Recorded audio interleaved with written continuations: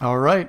Well, it said that it was working on the screen, so I'm going to go with this bad boy here.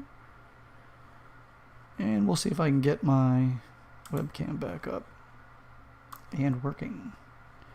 So for anybody who's just now checking in, this is Chad Everett Brochures. I am the host of Growing Up in the Wilds of Suburbia. And if you can see the screen here, that's my little pooch, Athena. She's perfectly fine. She's actually just taking a nap on her favorite little pillow.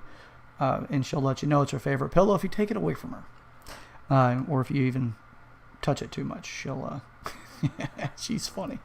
But anyway, all right, she's not in the room right now. She's actually in the living room playing with her pillow. Okay, this is Growing Up in the Wilds of Suburbia. Today I wanted to at least do a little touch base on emotional manipulation and how to identify when it's happening. Predominantly, it's just with the self-isolation or this, it's not self-isolation. I'm actually going into work. We're just under a shelter in place orders. So kind of quarantine-esque right now. So we're still dealing with the COVID-19, situation. And being that this is, this is May 7th. Wow. 2020. So what I'm seeing a lot of, because I'm spending more time kind of, researching and reading and going through things and obviously visiting some social medias and something that I'll likely address in this recording as well. What I've recognized is yesterday's video was on clickbait, and clickbait's intention is emotionally excite you enough to follow the article. Something has happened with that in the process of it being just a way of getting to drive traffic. It's now involved itself in a political element in such a way that it polarizes people politically. So when they read it, people go in with an immediate narrative about what it is. So things to look for that highlight emotional triggers in the reader is things like if it highlights a person's their ethnic background, if they're white, they're black, whatever their background is, that is playing the game of identity politics. Identity politics is not doing anybody any favors. We have other ways of being able to come up with a better understanding of each other. A lot of that will come down to discourse, and it's okay. It absolutely, no matter what anybody's ever told you, it is okay not to like somebody. So we can get rid of the idea that it's not okay not to like somebody. You can dislike somebody. Please, be sincere with your emotions. So that's going to be a much more beneficial place for you to be. When you see an article that states, the one that I've really been commenting quite a bit on today has been about an unarmed black man out for a jog, gunned down by two armed white men. Immediately I knew that article was going to be heavily slanted and it was going to have a lot of challenges with it. So whoever was going to be releasing the information was really trying to polarize me. It's like people begging for your attention, and they're doing the most obscene things to get your attention. We could characterize it as if it were like children trying to get the attention of their parent in their own way, but I would more or less put it as a street peddler trying to get somebody else's attention when they're in a congested area with a lot of other street peddlers. It's like every little thing you can do to get their attention is going to be the tactics used. So what they do is they use that. Now, I am more of the fair-handed side. I prefer that myself. So I was looking for more information about what was really going on. So it turns out that there's a little bit more behind the story. Surprising, right? It's a shocker of what's going on with that situation. It doesn't mean that I condone it. It doesn't mean that it's right or wrong. There's due process in society and through our legal system that help us come to a conclusion. So when you read in an article somebody's racial background, that's one indicator. If they also put in gender-based things, this man or woman, or the pronoun warriors and things like that come out where they try to use that's only to get your attention. Overall, there's no other reason to do it. It's attention seeking. If they get your attention, they'll get you to read it. They get paid by their advertisers. That's kind of the end of the story, other than if they can build a loyalty out of you by giving you something that lines up more with what you think is going on, the ideologies, which is called cognitive bias. There are other things that go on here too that I'll address, because this is something that I've been blocked by a friend of mine on Facebook for. So there's that, right? So identity politics, you can identify those things, understand identity politics. Total intentions are to create a position that is somebody's right, somebody's wrong. There's other ways that we can come to a better conclusion. We don't need to take that route. So if you see it, understand it is going to be very biased. It's going to be very slanted. So just be cautious of it. That's how you can identify those things. Also in language and conversations with people that you know, friends, family, whomever, you could also see based off of what they're highlighting in the conversation of what that actually is going to be.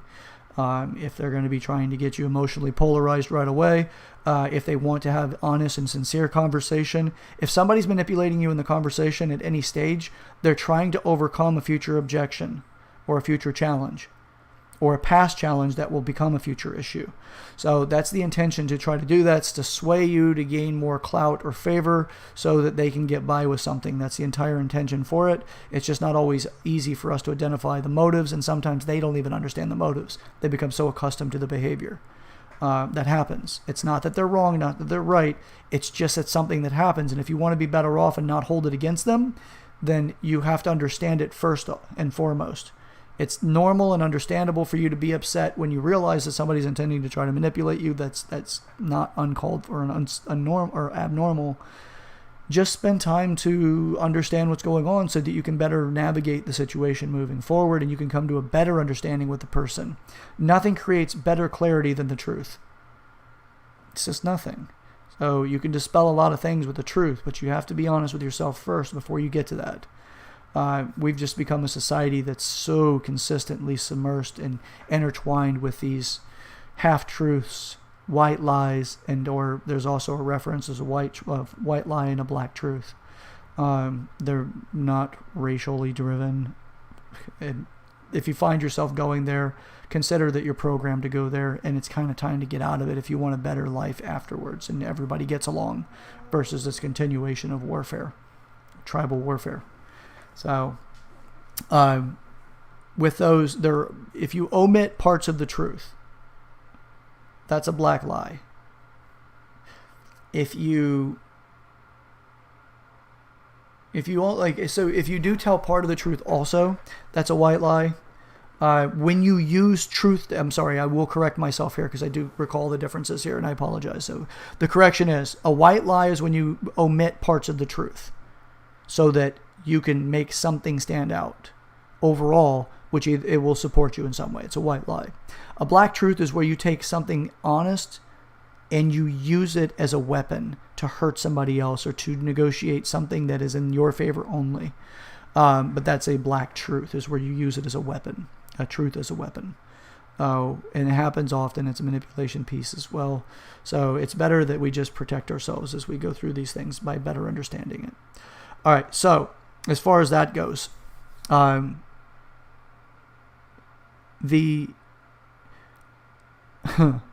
okay. The other one that I wanted to point out was earlier I had said that I would get into, so you have cognitive bias. Cognitive bias will also happen predominantly, it happens on both pessimistic and optimistic views or worldviews. Where you can have the realist worldview, which is where you kind of interexchange. It's time you can be pessimistic. It's times that you can be optimistic. They have their utility, and I won't chastise their utility. My issue is whenever somebody gets stuck in that gear where they only ever see positive or they only ever see negative, you deny other elements. There is something else. It's called naive realism.